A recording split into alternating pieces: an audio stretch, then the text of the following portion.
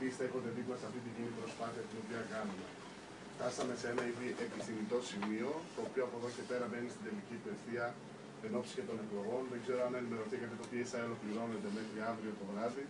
Συνεπώς, ατύπως από την Τετάρτη και την Πέμπτη και μετά θα είμαστε σε μια προεκλογική περίοδο παρατεταμένη.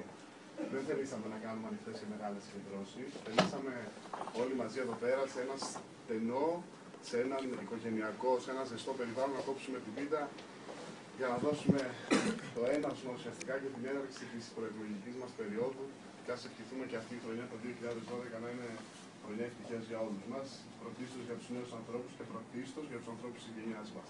Σας ευχαριστώ πολύ που ήρθατε καταρχάς. Θέλω όλοι να πάρουμε από ένα κομμάτι και να καθίσουμε μετά να τα πούμε και να κουβεντιάσουμε. Να είστε καλά, σας ευχαριστώ πολύ και πάλι.